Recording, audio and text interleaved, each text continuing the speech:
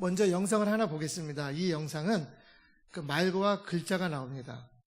근데 이제 그 주인공은 기드온인데, 기드온 하면 와 이러잖아요. 여러분들은 기드온보다 와우 할 수 있는 분이 여러분들이에요. 그래서 이 글자와 음성을 한번 먼저 듣고 시작하도록 하겠습니다.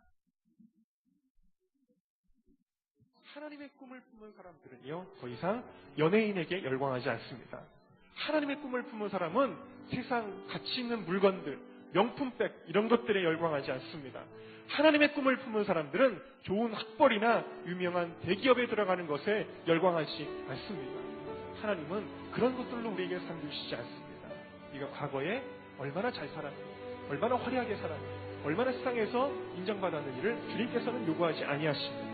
오히려 그것들을 누리고도 하나님 나라에 기여하지 않으면 책망만 더 클 뿐이라는 것을 우리가 알아야 됩니다. 여러분, 하나님의 사람들은요, 하나님 앞에 인정받을 만한 일에 열광해야 되는 것입니다. 교회를 세우고 교회를 부흥시켜 나가는 일, 기독교적인 가치관으로 세상을 바로 세워 나가는 일, 민족과 열방 가운데 죽어가는 수많은 영혼들에게 하나님의 복음을 전하여 하나님 나라를 확장시켜 나가는 일, 다시 오실 예수님의 길을 예비하는 일, 이것에 열광해야 되는 것입니다. 여러분들 이런 질문을 할 수가 있어요. 그래도 그런 일들은 특별한 사람이 하는 거 아니에요? 나 같은 사람이 무슨 하나님의 일을 하나요? 하나님의 꿈을 이루나요? 이렇게 물을지 모르지만, 여러분, 나는 할 수 없지만 내가 꿈을 가지면 하나님이 하십니다. 여러분, 기드온은 우리가 용사로 알고 있지만 처음부터 용사가 아닙니다. 구덩이를 파놓고 그 구덩이 속에 들어가서 몰래 밀을 타작하는 아주 연약한 사람, 용기 없는 사람이었습니다. 그가 하는 일이었다면 그는 아무것도 할 수 없는 거예요. 그러나 주님께서 그에게 약속하시는 거예요. 큰 용사여, 여호와께서 너와 함께 계시다. 하나님이 하시겠다라는 거예요. 다만 기드온은 그 하나님의 부르심에 순종함으로, 믿음으로 반응했다라는 것입니다. 주님이 여러분들의 심령 가운데 말씀하십니다. 내가 너를 이 시대에 기드온처럼 쓰겠다. 여러분이 하는 게 아니라 주님이 하시는 것입니다. 여러분은 그 꿈을 그저 받아들이면 되는 거예요. 하나님 나에게 이런 꿈을 주십니까? 내 것입니다. 주님 나를 사용하여 주시옵소서. 그럼 내가 하는 게 아니라 주님이 하신다는 것입니다. 그럼 몽당연필 별거 아닌 것 같지만 누구의 손에 붙들리냐가 중요한 것이죠. 작고 보잘것없지만 훌륭한 시인의 손에 붙들리면 훌륭한 시가 나오는 거예요. 뛰어난 과학자의 손에 붙들리면 뛰어난 논문이 나오는 것입니다.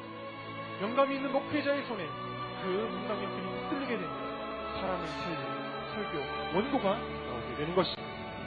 여러분이 어떤 사람이냐는 중요하지 않아요. 여러분이 얼마나 많은 것을 가지고 있는지, 얼마나 똑똑한지, 얼마나 능력이 있는지, 얼마나 건강한지, 얼마나 많은 경험이 있는지는 중요하지 않습니다. 뭐가 중요하냐?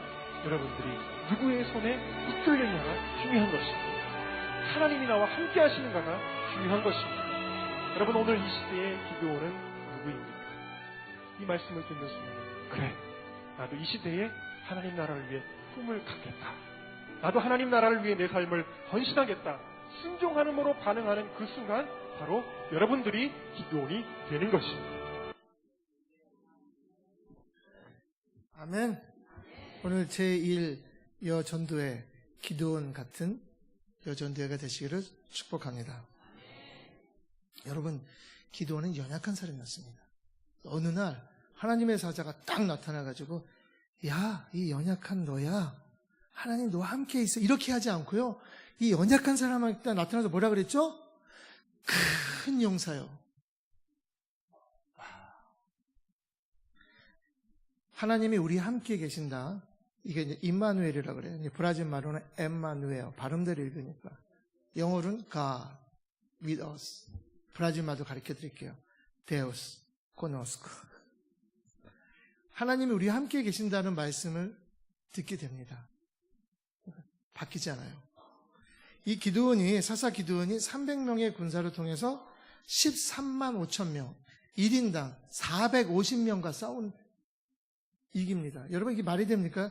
1인당 450명이면 말이 안 되는 얘기예요. 하나님은 말 되는 얘기보다 이 말이 안 되는 역사하시는 분이 우리 하나님의 아버지라는 것입니다.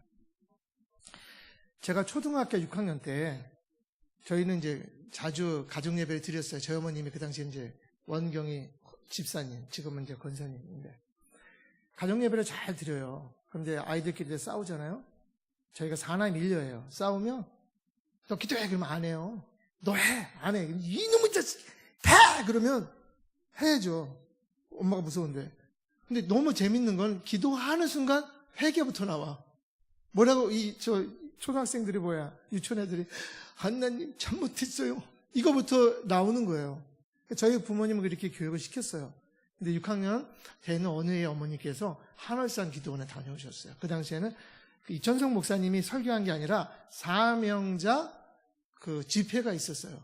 저희 어머님이 거기를 갔다 오신 다음에 아이들을 또 가정 예배 때 쫙 앉혀놓고 예배를 드린 다음에 이런 말씀을 하는 거예요. 야, 내가 이번에 그 사명자 집회에 거기를 참석했는데 여러분 요즘에는 그게 없는데 과거에는 여기 헌금 봉투가 쌓이잖아요. 그래서 목사님 하나하나 읽어주잖아요. 기도해 주시고. 근데 쭉 하다가 이제 저희 어머님이 헌금한 봉투를 딱 들더니만 이랬대요. 원경이 집사, 당신 집안에, 당신 자녀 중에 3개를 누비는 자녀가 있어! 그런 거예요. 우리 어머님은 그냥 믿음이 좋아요. 그냥 믿어버리시고 와서 우리 아이들한테 질문하는 거야, 지금. 그게 누구냐? 사람일려 전부 다 저요 그랬대요. 그리고 나서 시간이 흘러서 제가 중학교 3학년이 되었습니다. 중학교 3학년 때 어떤 일이 대한민국에 있었냐면 전국적으로 IQ 검사가 있었어요. IQ 검사 아시죠? 네. IQ 검사를 했는데 제가 착할 선체 수코동, 착한 남자잖아요. 워낙 착하니까 선생님이 그 IQ 그 테스트한 종이를 다 갖고 와서 나를 앉혀놓고 채점하면서 이제 옮겨 적는 걸 했어요. 제가 옮겨 적으면서 참 재밌는 걸 많이 봤어요. 반장 IQ 좋아요. 반장의 IQ가 좋은데 반장만큼 IQ 좋은 애가 누구냐면 저희 때는 이제 70명이 공부했어요. 한 반에. 이 가방 이렇게 하고 껌 씹고 이렇게 담배 피우고 쩌쩌하는 애들을 뭐라 그러죠? 저는 한국말이 바뀐 건 모르지만 제 당시엔 날라리래요. 날라리. 얘네들이 IQ가 130, 128 막 이랬어요. 와, 얘네들이 머리가 좋구나. 그러니까 공부가 안 하고 밖에 자꾸 뛰쳐나가려는 거예요. 착한 애들, 저같이 착한 애들은 보통 한국 그 사람들은 IQ 90 이상이에요. 보통 100이라 그러잖아요, 평균. 이렇게 착한 아이는 IQ가 몇인지 알아요? 제가 옮겨 적으면서 충격을 하나도 안 받았어. 돌고래, 머리 좋은 돌고래 IQ는 90에 90. 저는 돌고래보다 1% 부족한 89가 나왔습니다. 그런데 그게 충격이 하나도 안 오는 거야. 나 89네? 하나님, 그러면 나는 저 3개를 누비는 아들이 아니네요? 그런데 그 중3 때 또 큰 사건이 있었어요. 어떤 사건이었냐면 1980년대 8월 12일부터 8월 15일 날 여의도에 엄청난 그리스도인들이 모였어요. 여의도 대복음화 성회가 있었어요. 그 마지막 날 외국에서 온 강사님이 이렇게 말했어요. 세계를 향해 달려나갈 젊은이들이여 그 자리에서 일어나시오. 저 일어났어요. 저희 교회에서 많이 갔는데 저희 또래가 한 2명 정도가 일어났는데 다 제 갈 길 가고 저하고 여자 하나만 그 길로 갔어요. 그런데 나같이 머리 나쁘고 혀가 짧아서 지금은 혀가 짧아도 이제 하도 말을 하니까 말이 돼요. 그래서 혀가 제가 여기까지 밖에 나온다고 옛날에 보여드렸을 것 같아요. 최근에 나오신 분을 위해서 다시 한번 보여드릴게요. 혀가 너무 짧아요. 이렇게 내면 여기가 아파, 속이. 그래서 옛날 말을 더듬었어요, 처음에. 시작하려면. 그래서 저는 어디든지 가면 저하고 가장 친한 친구를 같이 데리고 가요. 왜냐면 이 친구가 통역을 해요. 내가 한국말로 하면 이 친구가 한국말로 통역을 해요. 여러분 이해 못 하실 거예요. 이렇게 부족한데, 하나님께서 나보러 꼭 일어나게 된 거예요. 다 눈이 나를 쳐다보는 거죠. 그리고 나서 집에 갔는데, 저희 어머님도 갔거든요. 저희 교회에서 많이 갔으니까. 제가 심각해진 거예요. 제가, 선교사가 됐네. 그리고 누가 왔는지 아세요? 여러분 너무 잘 아는 김인중 전도사님이 오셨어. 저희 가족 중에 김인중 목사 저희 작은아버지라 딱 와서 저를 위로해 주는 거예요. 뭐라고 위로해 주냐면, 야, 서원은 너가 회개하고 바꿀 수 있다. 그래서 순진한 중3 때, 그거 왜 바꿔요? 제가 부족한 걸 다 알잖아요. 그리고 제가 이제 그때 일어나가지고 이제 콜링을 받았죠. 선교사. 그런데 갑자기 중학교 3학년 끝 마무리쯤에 하나님께 저에게 어떤 마음을 주셨냐면 새벽에 교회를 가라는 것을 계속 메시지가 이렇게 오는 거야. 그래서 중3이니까 어떻게 해요? 저희 집안에 있는 모든 자명식에 따르릉 울리는 세 개를 제 방에 책상에다 놓고 자는 거예요. 시간 딱 맞춰놓고. 그러면 딱 그 시간이 되면 따르릉 하고 울리죠. 그럼 바로 또 성경책 가지고 또 교회를 가는 거예요. 중3 때. 한 2주일 정도 다니다 보니까 갑자기 제 마음에서 이러는 거예요. 너가 그러면 이 자명종 시계 때문에 일어나서 새벽 예배를 가냐? 중3 때. 그 마음이 딱 드니까 그런가? 그리고 이 자명종 세 개를 다 빼버렸어요. 그리고 자는 거예요. 딱 그 시간에 하나님께서 제 이름을 3번 불렀어요. 선웅아, 선웅아, 선웅아. 근데 너무 신기한 건 제가 예 하고 눈을 딱 떴는데 저 벽시계가 눈이 딱 간 거예요. 와, 또 교회를 가는 거예요. 너무 신나잖아. 하나님 나를 불러주셨으니까. 그러니까 이 얘기를 하니까 사람들은 그래. 야, 너가 하나님을 사모하면 그런 환청 들을 수 있어. 이게 누가 얘기했냐면 예수 안 믿는 사람들이 아니라 예수 믿는 친구들이. 근데 그 다음 날도 똑같은 시간에 똑같이 제 이름 불러줬어요. 그럼 2번은 환청이 아니잖아. 그 다음 날도 똑같은 시간에 제 이름 불러주고 예 하고 저는 시계로 눈이 향해져 있었어요. 2주 플러스 3일 새벽 예배 당한 거죠. 근데 4일째부터 하나님께 저의 이름을 안 불러주셔서 푹 잤습니다.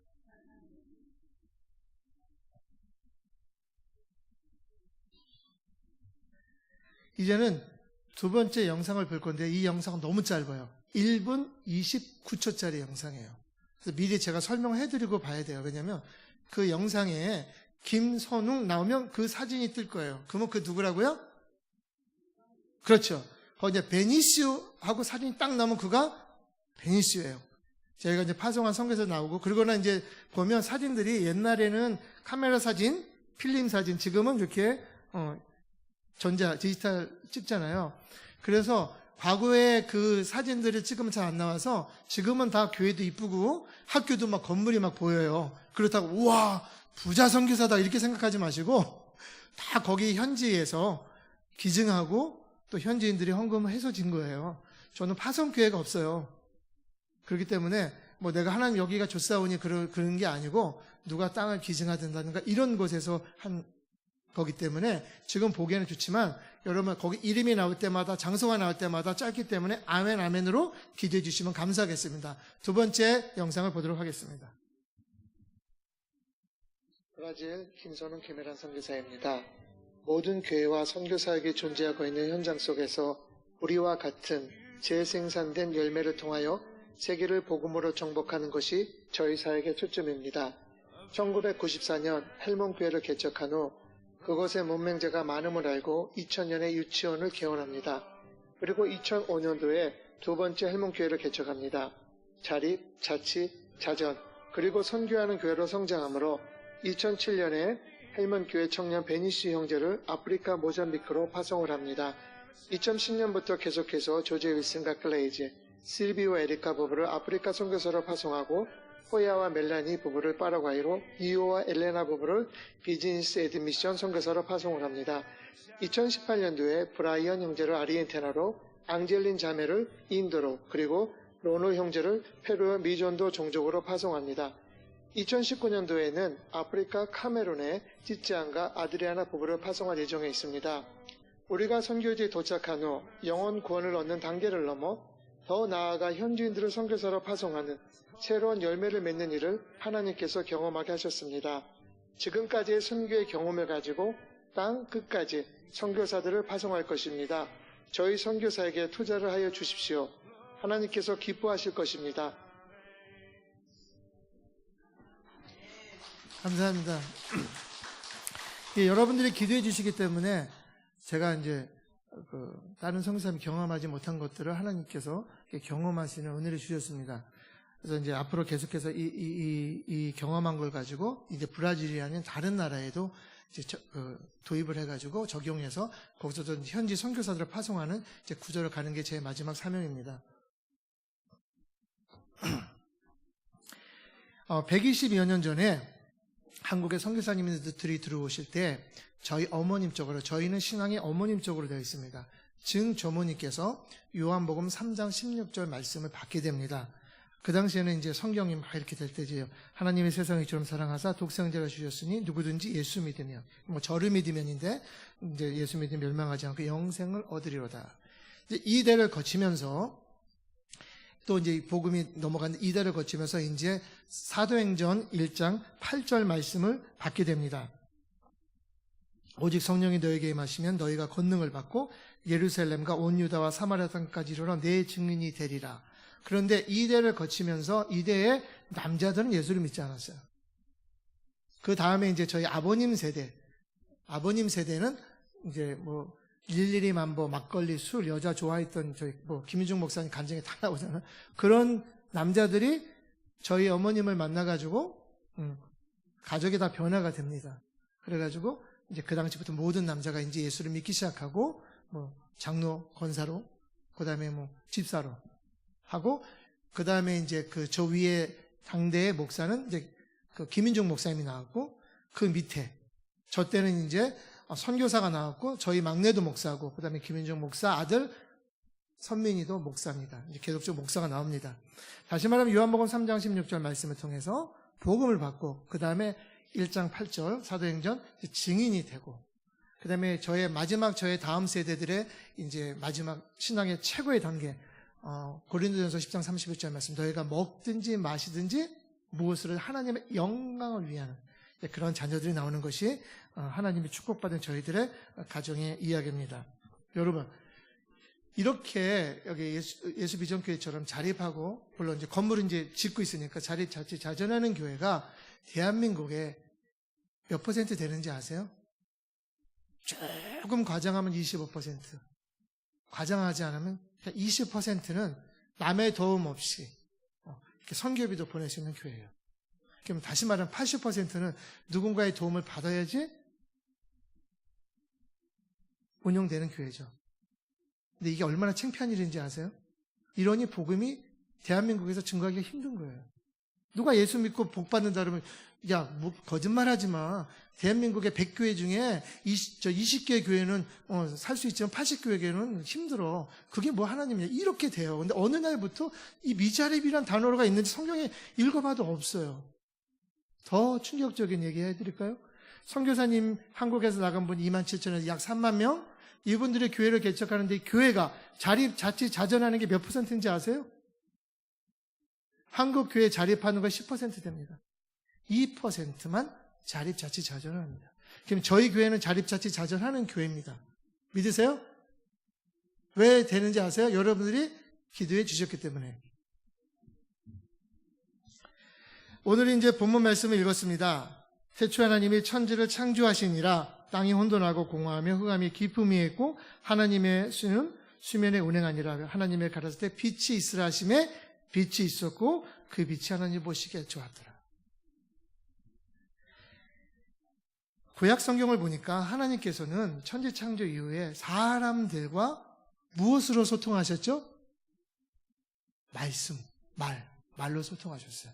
제가 이제 또 신년 1월 1일부터 창세기부터 읽어서 지금 이제 민수기로 탁 넘어가는데, 와, 저는 이제 성경을 늘 읽지만 이번에는 그 음성 듣는 거 보니까 너무 이 시설이 좋아요. 하나님이 말씀하면 하나님이 말씀하시고, 또 베드로가 말씀하면 베드로가 말하는 쪽으로 들어보니까, 와, 하나님께서 이 말로 사람들에게 계속 소통하는 걸 봤어요. 자, 우리들은 누구죠? 하나님의 자녀예요. 하나님의 자녀는 누구를 닮죠? 하나님을 닮습니다. 그렇기 때문에 하나님께서 빛이 있으라니 그 빛이 있었던 것처럼 우리가 하나님과 사람들 앞에 말하는 그 모든 것들이 이 땅에서 이루어져야 된다는 사실입니다. 짐승은 말을 못합니다. 그래서 짐승은 뭐를 하죠? 소리를 내죠. 개는 어떻게 소리를 내죠? 예. 제가 이제 이 한국에 있다가 이제 그 선교사님 외국의 모든 선교사 모였어요. 회의를 하다가 세계가 다른 거에 대해서 얘기하는데 저는 개소리, 닭소리, 돼지 소리가 또 깨구리 소리가 나라마다 다르다는 걸 알았어요. 그러니까 이 짐승들도 그 외국어를 하는 거예요. 다르게. 참 재밌는데 2016년 12월 16일자에 황영훈 씨가 말에 대해서 이렇게 정의했습니다. 한 번 혀끝을 떠나면 시위를 떠나 화살 같다. 그 스스로의 위력을 지니며 존재를 시작한다. 제멋대로 불어나고 뒤틀어지기도 한다. 무기가 되기도 보약이 되기도 한다. 좋은 영향도 때론 나쁜 영향도 끼치며 돌고 돈다. 부메랑처럼 돌아오기도 한다. 얌전히 돌아오면 다행이고 큼직한 혹을 달고 오기도 한다. 분명 아라고 했는데 어라고 듣는다. 다시 말했더니 이번에 상처받았다고 한다. 미리 농담이라고 하면서 말했더니 그 속에 뼈가 들었다고 화를 낸다. 입을 닫고 사는 것도 어렵고 나이가 들어도 조심하기가 어렵다. 말 잘하는 놈 제일 믿고 말 잘하는 사람 제일 부럽다. 이제 세상에 있는 이제 그 말에 대해서 연구한 사람이 정리한 얘기입니다. 저는 이거를 이렇게 읽으면서도 너무 이해가 안 돼요. 근데 성경은 너무 쉽고 너무 분명하게 말하고 있습니다. 이 말에 대해서. 그게 어디에 있냐면 고린도전서 13장 1절에 이렇게 써 있습니다. 내가 사람의 방언과 천사의 말을 할지라도 사랑이 없으면 소리나는 구리와 울리는 꽹과리가 되고. 와.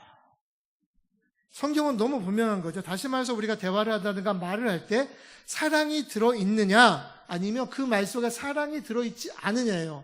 그러면 하나는 말이 되고 하나는 소리가 되는 겁니다. 가끔 저도 이제 와이프하고 잘 싸워요. 또 딸하고도 잘 싸우고 막 싸우다가 어쩔 때는 흥분을 해요. 이 사랑하는 아내가 지금 막 헛말을 하는 것 같고 막 말이 안 되는 걸 막 그러면 제가 막 화를 내 흥분에다가 그러면 갑자기 와이프가 책상이면 책상, 밥상이면 밥상 빵 치면서 뭐라고 말하는지 알아요? 또 여보래. 여보 소리 지르지 말고 제발 말로 좀 해요 이러잖아요. 저하고 또 딸하고도 싸우면 딸도 그래요. 아빠 소리 지르지 말고 말로 해. 가만히 생각해 보니까 그게 무슨 뜻이냐면 이거예요.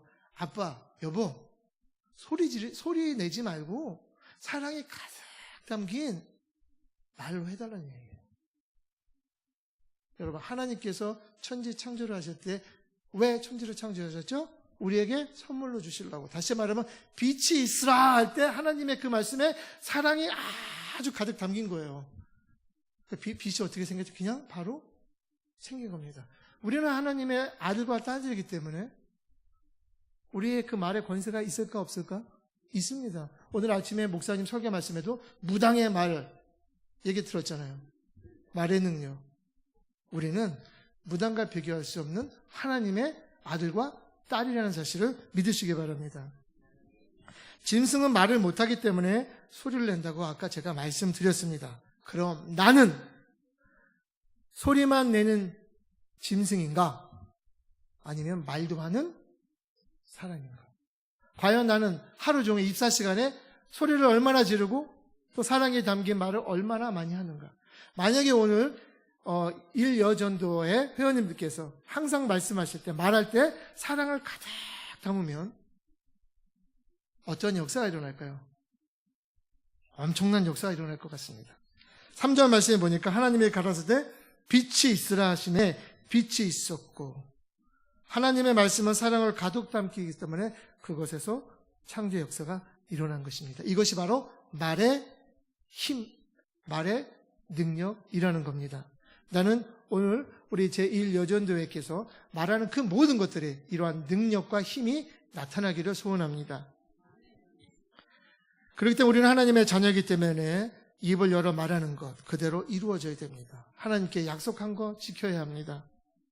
그리고 그 이루어진 것들은 반드시 하나님 보시기에 좋아야 합니다. 왜냐면요, 나 좋아하는 것 옆에 사람이 싫어할 수 있어요. 그 어디 가보면 알 수 있는지 아세요? 중국집 가보면 알아요.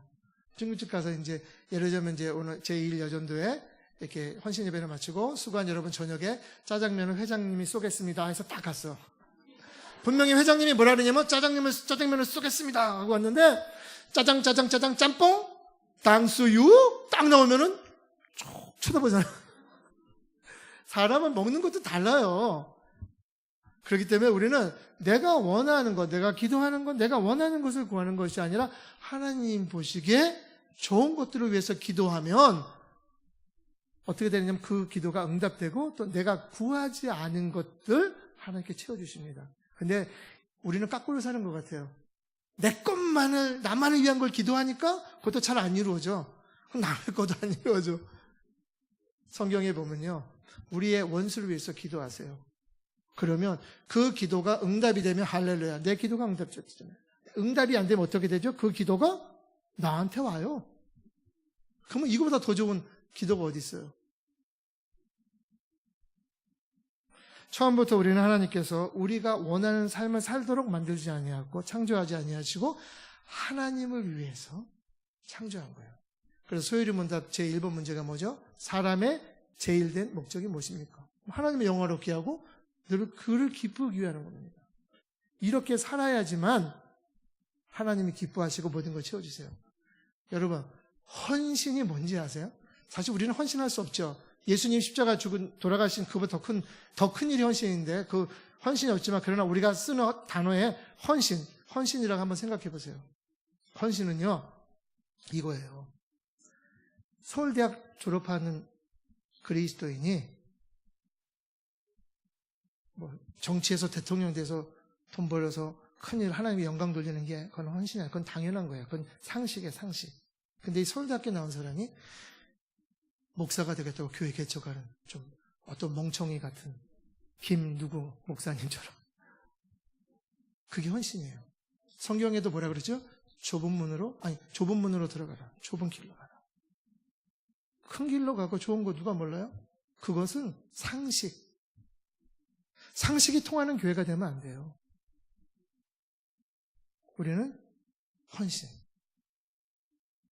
제가 왜 이런 말씀을 여러분 드리냐면요. 저는 선교제 떠날 때까지 몰랐어요. 한국 교회가 75%, 80%가 미자립이라는 걸. 저는 텐트 천막교에서부터 다 보면서 자랐거든요. 교회가 좋았어요. 왜? 하나님이 있는 것이니까. 그리고 과거에는요, 이렇게 선교 보고를 하면 교회에서는 정해져 있는 거, 10만 원이면 10만 원, 20만 원이면 20만 원의 사례비를 받습니다. 그런데 그 옆에 우리 권사님도 꼬깃꼬깃 막 이런 은혜 받은 분들이 주는 헌금이 더 많아요. 근데 요즘에 그런 게 없어요. 강박해졌어요.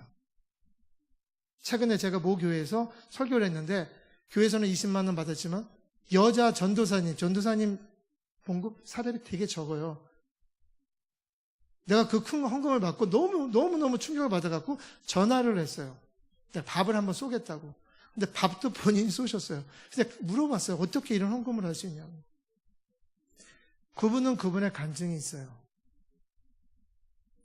앞으로 우리 제1 여전도회로부터 이제는 헌신하는 여선교회가 되시기 바랍니다. 돈 많으면 좋은 차 타고 좋은 집에 살아야죠. 그건 상식이에요. 근데 상식으로 살지 마시고 이제는 하나님 앞에서 하나님의 영광을 위해서 우리를 만드셨기 때문에 그렇게 사시면 저같이 부족한 혀도 짧고 말도 더듬고 지금도 약간씩 더듬죠. 이러한 사람 IQ도 89지만 하나님의 사자가 나타나서 내가 너를 사용하겠다.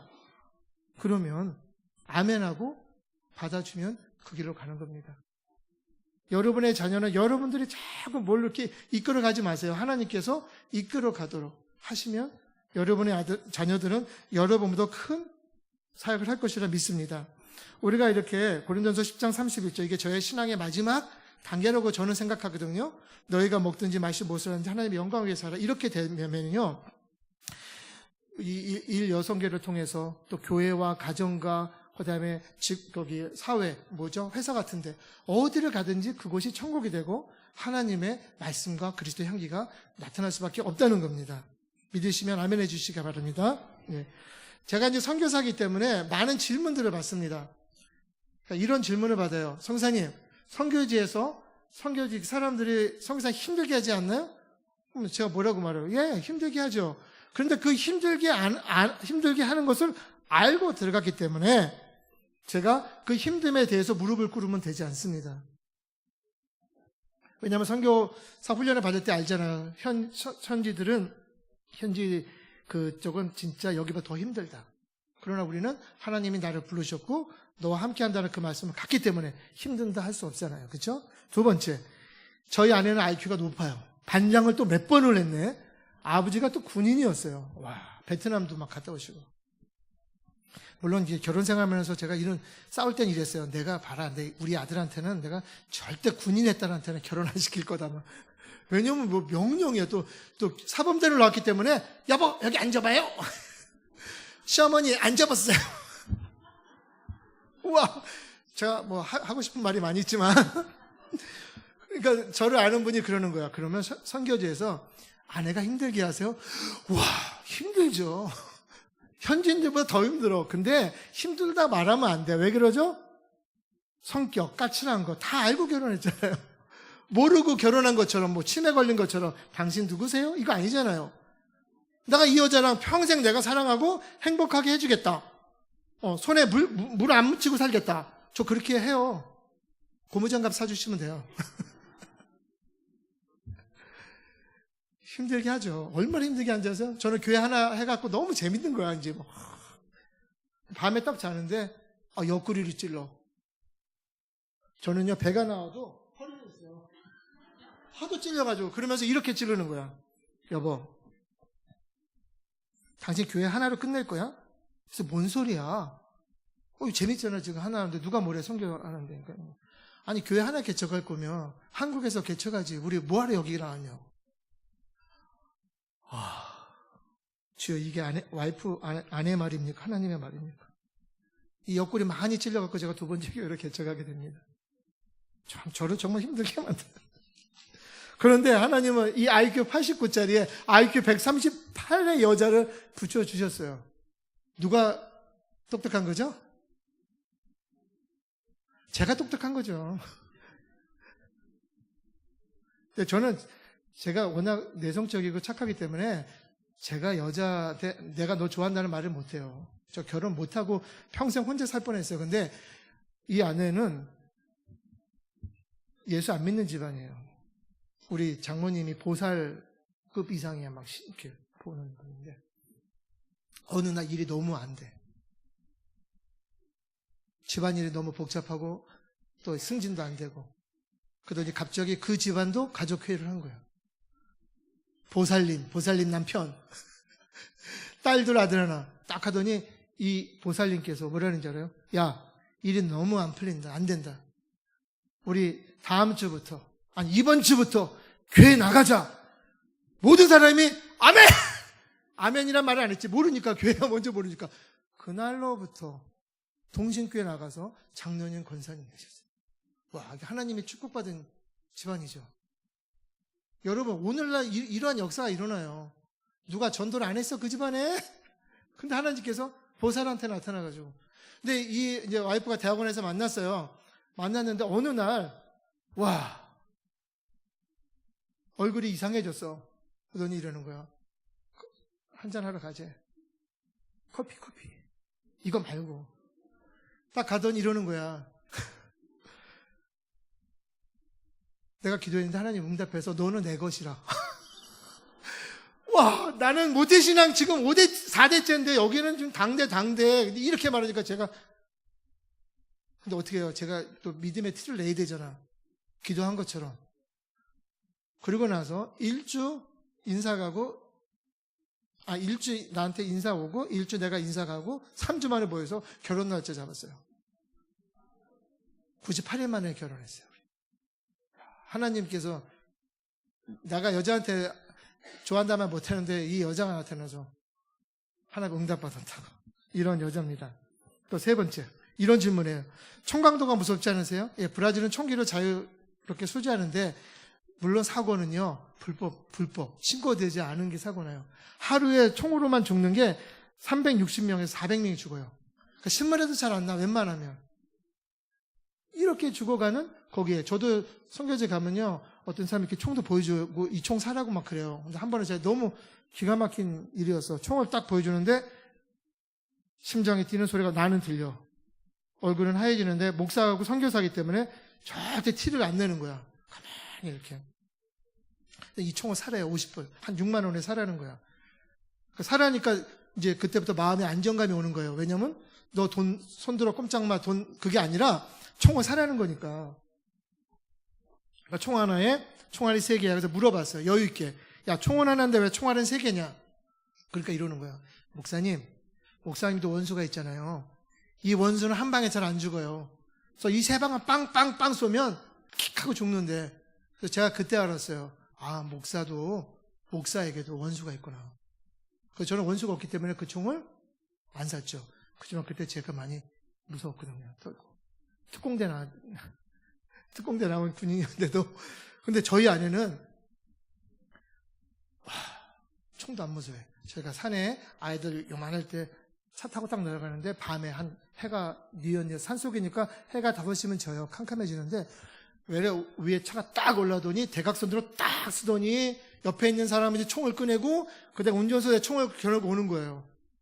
저는 그 당시에 어렸을 때 007 영화를 다 많이 봤기 때문에 1초 내에 판단한 거야. 아, 이제 올 것이 왔구나. 얼굴은 하얘졌다 빨개졌다가 이러고 있는데 우리 아내는 문을 열고 나가는 거야. 여보, 근데 벌써 이미 나갔어. 나가고 이게 총인가 봐. 그 두 총 든 사람한테 야, 네가 뭔데 총을 우리한테 겨눠 이러는 거야. 하나님, 총 든 사람이 당황을 하는 거야. 하더니 이러는 거야. 물어봐. 당신 이름이 뭐냐? 엘레나야. 엘레나, 누군가가 당신에게 총을 대면 절대 움직이지 말고 그 자리에 가만히 있어야 된다는 거야. 이게 저희 아내입니다. 최근에 어떤 일이 있었냐면, 파라과이의 신학교에서 이제 그 신학교를 운영하던 이제 선교사님들이 있어요. 이제 8개 장로교회 8개 교단 다 다른 교단이 그 신학교를 운영하고 있었는데, 이제 이렇게 외국에는 전세가 없어. 월세로 있다가 결국 그 건물이 팔려서 신학교가 밖으로 쫓겨났어요. 한 학기는 공부를 못했죠. 그래가지고 우리 선교사님이 땅을 하나 기증해가지고 거기다 이제 건물을 짓기 시작했어요. 건물을 지니까 이제 아담해지잖아요. 그러니까 파라과이 교육청에서 오니까 이거는 이제 원래는 무허가 신학교예요. 무허가 신학교. 그러니까 이것을 대학으로 만들어 줄 테니까 도서관을 줘라. 근데 지금 당장이 아니라 도서관을 진다는 포크레인을 땅을 파는 작업을 하면 신학 대학으로 해준다는 거예요. 이게 너무 이 성사님이 그냥 너무 기뻐가지고 한국, 미국, 브라질 본부에 연락을 한 거예요. 지금 급하게 2만 불을 보내주세요. 근데 한국과 미국은 그것을 만들어내는데 시간이 걸려요. 근데 저는 어떤 집사님과 얘기하다가 그 집사님이 그 정도면 제가 빌려주죠 하고 2만 불을 빌려주신 거예요. 그리고 저하고 아내는 버스를 타고 국제버스를 타고 그 차를 타고 이제 가는 거예요. 한 18시간 가야 돼요. 근데 이 차가 1시간 반 가고 있는데 밤에 비가 오는데 제가 거기를 자주 갔기 때문에 길을 거의 외우다시피 외웠는데 갑자기 흙길로 들어가서 차가 이상한 데로 가는 거예요. 그래서 2층에서 모자 쓴 소음기 낀 강도가 딱 내려오는 거야. 와, 어떻게 저가 또 이 돈 2만 불의 냄새를 맡았을까? 제 왼쪽 구두 밑에 4,000불, 오른쪽 4,000불, 2,000불, 내 몸에 2만 불의 사나이를 지금 가는데. 그 제가 깜짝 놀라면 우리 아내는 총 보고 막 대들잖아. 그래서 내가 딱 자고 있길래 이랬어. 딱 깨우면 여보, 강도 선생님이 오셨으니까 가만히 있어. 그래? 여러 해프닝이 있었지만 브라질 돈, 시계, 핸드폰 뺏겼지만 2만 불은 안 뺏겼어요. 잘 전달해주고 왔어요. 그때 와이프 옆에서 기도하는 소리 들었어요. 하나님, 저들의 눈을 멀게 해주세요. 목걸이, 귀걸이도 안 뺏겼어요. 앞에 다 뺏기고 다 뺏겼는데 결론은 뭐냐면 하나님께서는 우리와 함께 계십니다. 마지막이에요. 시간 이제 마무리인데, 근데 선교지에서 첫 번째 현지인 와이프 조금 무서워, 힘들어, 어려워. 근데 선교지에서 저로 제일 힘든 거 있어요. 이거를 제가 여러분들에게 고백하는 시간을 갖도록 하겠습니다. 선교제에서 김선홍 선교사가 제일 힘들어하는 게 뭘까? 그것은요, 바로 이미 십자가에 주님과 함께 죽었던 이 김선홍이라는 옛사람의 자아가 꿈틀꿈틀 부활하려고 할 때, 그때 싸우고요, 그때 현지에 문제가 생기고요, 그때 좌절하고요, 그때 선교 그만두고 싶고요. 갈라디아서 2장 20절 이렇게 기록되어 있어요. 내가 그리스도와 함께 십자가에 못 박혔나니 그런즉 이제는 내가 사는 것이 아니요 오직 내 안에 그리스도께서 사는 것이라. 이제 내가 육체 가운데 사는 것은 나를 사랑하사 나를 위하여 자기 자신을 버리신 하나님의 아들을 믿는 믿음 안에서 사는 것이라. 여러분들이 기도해 해줘야 할 김선홍 선교사 기도 제목은 이겁니다. 옛 자아가 제발 부활하지 않고 천국 갈 때까지 안 나타나는 것. 이걸 기도해 주시면 감사하겠습니다. 다 우리 눈을 감으시기 바랍니다.